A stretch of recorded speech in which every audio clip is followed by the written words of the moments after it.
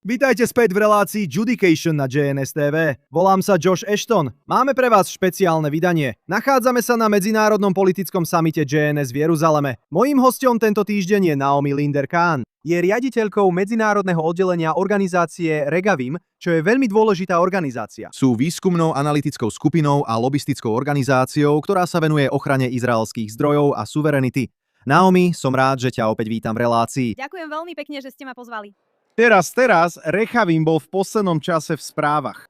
Áno. Nie z najlepších dôvodov a naozaj sa do toho pustíme. Možno je to pozitívny vývoj, ale boli ste sankcionovaní. Regavim, váš generálny riaditeľ, Meir Deutsch, oni uvádzajú, toto je Európska únia, ktorá uvádza aktivity organizácie a právne podania proti nelegálnym stavebným projektom v Judei a Samárii. Takže ste sa zamerali na nelegálnu výstavbu v Judei a Samárii a Európska únia vás za to sankcionovala. O pár dní neskôr, ešte to nie je koniec, priatelia. O pár dní neskôr vás spolu so spojencami ako Kanada, Francúzsko, Austrália a Nový Zéland zaradilo na čiernu listinu aj Spojené kráľovstvo. A to vrátane organizácie Regavim a vášho generálneho riaditeľa Meira Deutscha. Čo sa tu deje, Viomim? No, keby to nebolo také nebezpečné, bolo by to smiešné. Ale nie je to smiešné. Už 20 rokov Regavim poukazuje na aktívne porušovanie medzinárodného práva zo strany Európskej únie a na aktívne porušovanie izraelskej suverenity v Judei a Samárii. Zdokumentovali sme nelegálne stavebné projekty, ktoré financuje Európska únia. Zdokumentovali sme aktívnu činnosť Európskej únie zameranú na jednostranné vytvorenie palestínskeho štátu na celom území Judei a Samárie. A im sa to nepáči. Nepáči sa im, že upozorňujeme na ich nelegálnu činnosť. Tiež sme asi pred 2 rokmi zverejnili úplnú správu, ktorej sme analyzovali údaje, na základe ktorých boli pôvodné sankcie vydané Európanmi a Američanmi za vlády Bidena. Naozaj sme analyzovali databázu OSN o násilí osadníkov, čo je v skutočnosti ten príbeh, ktorý poháňal všetky tieto sankcie.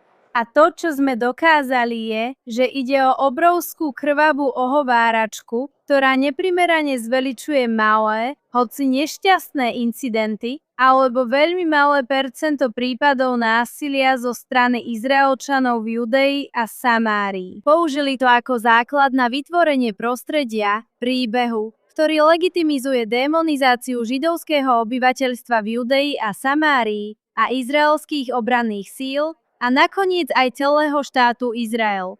Nepáči sa im, čo sme urobili, pretože sme proti ich lžiam bojovali faktami. Tak sa rozhodli pokúsiť sa nás umlčať. A uvalili na nás sankcie. Nie preto, že by tvrdili, že sme urobili niečo nelegálne alebo násilné, ale preto, že sa im nepáči výsledok našej činnosti, nášho think tanku. Chcem hovoriť o ich konečnom cieli. A verím, že ich konečným cieľom je vytvoriť tzv. Palestínsky štát.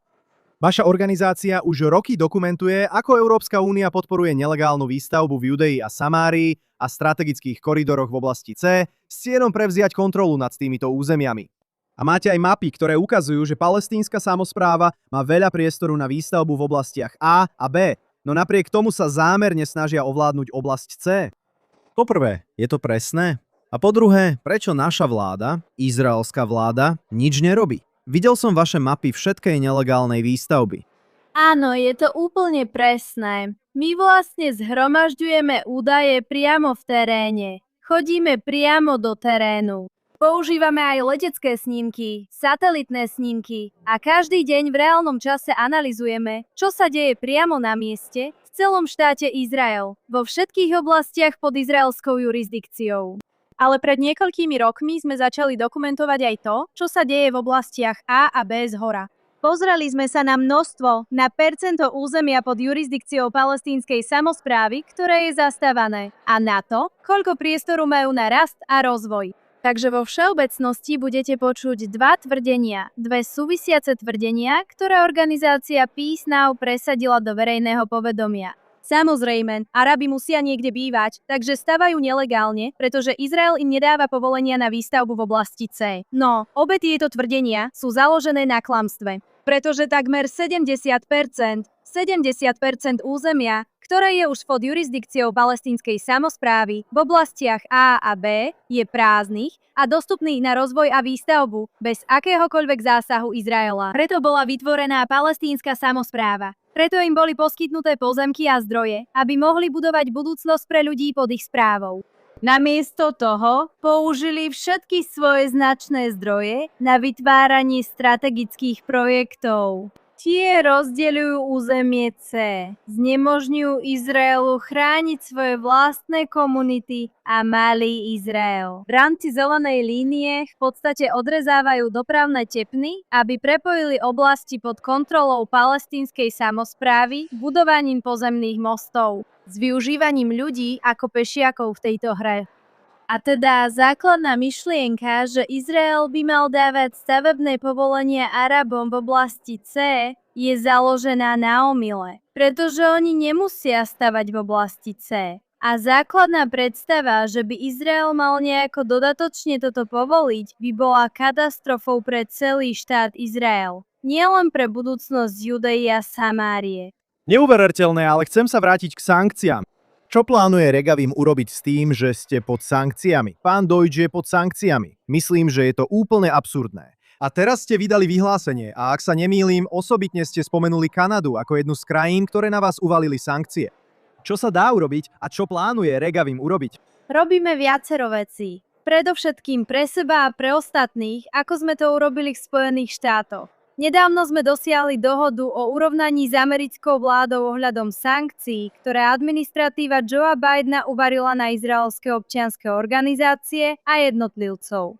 A americká vláda sa zaviazala, že nebude sankcionovať ľudí, že nebude používať sankčný režim ako nástroj proti obyvateľom Judei a Samárie len z toho dôvodu, že žijú v Judei a Samárii, čo bolo veľmi dôležité rozhodnutie. Máme v úmysle postupovať rovnakou cestou s Európskou úniou a s Kanadou, ktoré nás tiež sankcionovali, a to predovšetkým začatím byrokratického procesu na vyradenie zo sankčného zoznamu a tiež podaním protižálob, aby sme ich prinútili v podstate vysvetliť svetu, na akom základe tak konali. Za podkopávanie suverenity štátu Izrael, za napádanie legitimity izraelského súdneho systému a za pokus o potlačenie slobody slova v izraelskej občianskej spoločnosti. Celá táto záležitosť je poburujúca. Sankcie boli vytvorené na riešenie nadnárodných teroristických organizácií a drogových bosov. Čo to má spoločné s výskumným think tankom? Absolútne nič. Tu vás preruším, pretože si myslím, že toto je veľmi dôležitý bod, ktorý by ľudia mali pochopiť. Samozrejme. Regavim bola sankcionovaná týmito krajinami. Ale to, čo to v skutočnosti hovorí, ako ste mi vysvetlili, je, že akákoľvek jednotlivá osoba Tu v Izraeli na tomto samite dnes, alebo akýkoľvek Izraelčan žijúci kdekoľvek v Izraeli, kvôli svojim presvedčeniam, kvôli práci, ktorú vykonávajú, čo je zjavne vo vašom prípade a v mnohých ďalších prípadoch, nenásilné presadzovanie a právna činnosť Regavim. Ktokoľvek tu môže byť v hľadáčiku sankcií zo strany Európskej únie, Kanady a v týchto krajinách, pretože nesúhlasia s vyhlásením, ktoré mohli dať médiá. Nepáči sa im, neviem, ako vyzerajú. Nepáči sa im na nich nič. V skutočnosti to nie je o Judei a Samárii. V skutočnosti by sa mal o to obávať celý Izrael a všetci Izraelčania. Vysvetlite to. Určite. Dnes sme to my. Ale ak sa zajtra poetický kaleidoskop trochu otočí, môže to byť akákoľvek organizácia občianskej spoločnosti alebo akýkoľvek izraelský občan. Ak sa izraelská vláda nepostaví a neozve za slobodu slova svojich občanov a za slobodu podnikať svojich občanov, budeme mať veľmi vážny problém, pretože sa to bude len zhoršovať. Pretože nie len politicky identifikované organizácie budú sankcionované, ale ďalšie. Sú ozbrojené sily Izraela a potom je na rade celý štát Izrael. A toto je jednoducho nepriateľné, pretože v podstate toto odôvodnenie sankcií voči Regavimu je nenápadný útok na celý izraelský justičný systém. Pretože uvádzajú prípad, v ktorom sme išli na súd s petíciou, aby sme prinútili izraelskú vládu vymáhať dodržiavanie zákona. Ak je toto nelegálne, ak je to nejako sankcionovateľné, potom tým hovoríte, že celý náš justičný systém nemá žiadnu nezávislosť a nemá v tom žiadne slovo. A Európska únia a jej spojenci začnú určovať, o čom môžu izraelské súdy rozhodovať a ako môžu rozhodovať. A všeobecne, aké politiky môže izraelská vláda zvažovať a aké nie. Toto je veľmi, veľmi nebezpečné. Takže konáme, aby sme ochránili sami seba, ale konáme aj preto, aby sme ochránili oveľa viac než len to. Áno, ľudia to naozaj musia pochopiť. To je kľúčový bod. Nejde len o Regavim, nejde len o Judeu a Samáriu, ide naozaj o celý štát Izrael. A Regavim sa venuje množstvu dôležitej práce. Pre ľudí, ktorí možno nevideli náš posledný rozhovor alebo nepoznajú túto organizáciu, možno by ste mohli podrobnejšie opísať, na čom momentálne pracujete, okrem boja proti týmto sankciám. Teda neviem, či Meir Deutsch môže cestovať do Kanady. Neviem, či tam teraz niekto chce ísť vzhľadom na to, ako sa správajú k Izraelu, ale vysvetlite to a povedzte, čo Regavim momentálne robí v rámci vašej ďalšej dôležitej práce. Takže začnem všeobecným opisom toho, čo Regavim robí.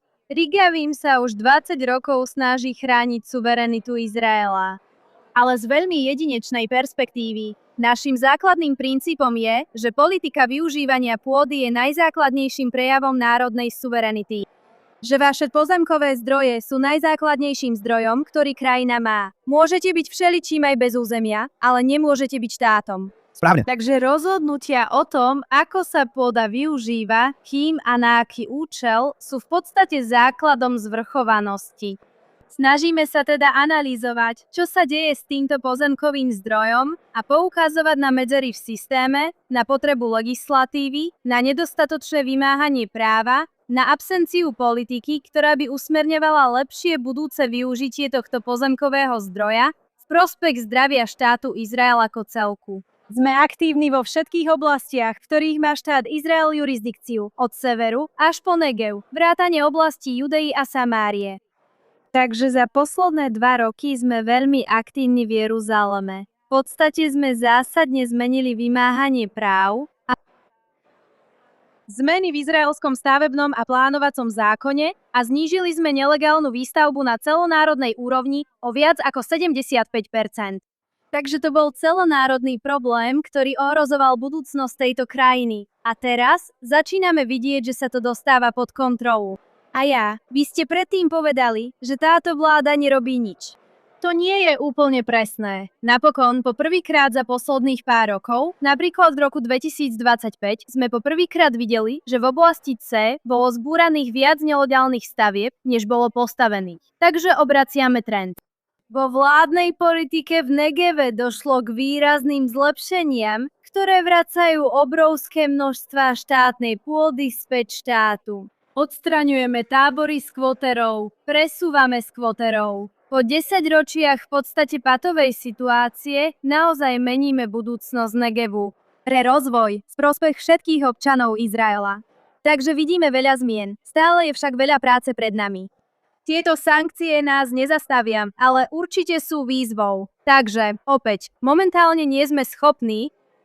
Meir Deutsch určite, ale nie sme si istí ostatnými členmi tímu, či máme povolené navštíviť Európu. Aby sme povedali, čo musíme povedať, aby sme vzdelávali ľudí, ponúkli náš pohľad na vec a riešenia, ktoré odporúčame.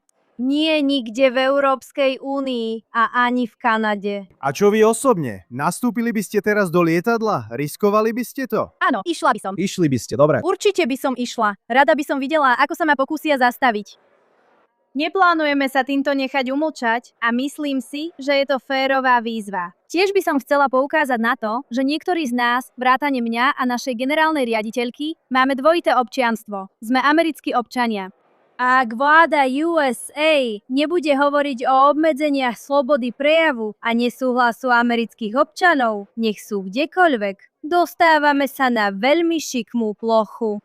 Takže si myslím, že je dôležité, aby každý pochopil, kam nás tieto sankcie smerujú. Útok v podstate na základy demokracie, na slobodu prejavu, na politický diskurs. Všetky tieto veci sú skutočne ohrozené používaním tohto bezprecedentného nástroja proti občanom a organizáciám, či už politickým alebo nepolitickým, ktoré dodržiavajú zákony a jednoducho majú iný názor.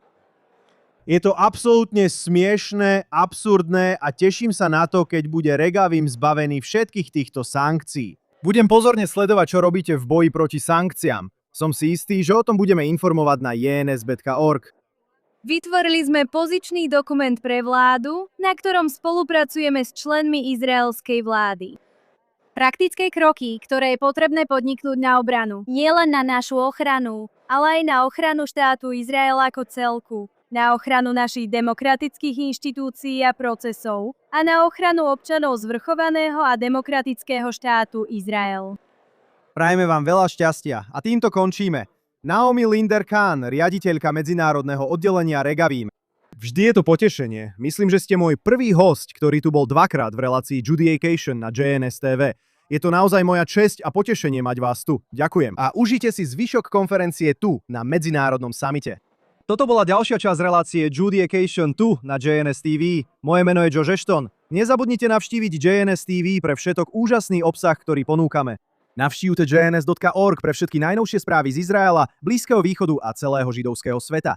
A chcem poďakovať všetkým tu v zákulisí, ktorí obsluhujú kamery, dávajú všetko dokopy, produkčnému tímu. Je tu príliš veľa mien na vymenovanie v tejto časti, ale teším sa na budúcotýždňovú Judaization. Späť v štúdiu tu v Jeruzaleme, večnom hlavnom meste štátu Izrael a židovského národa. Prajem všetkým skvelý týždeň.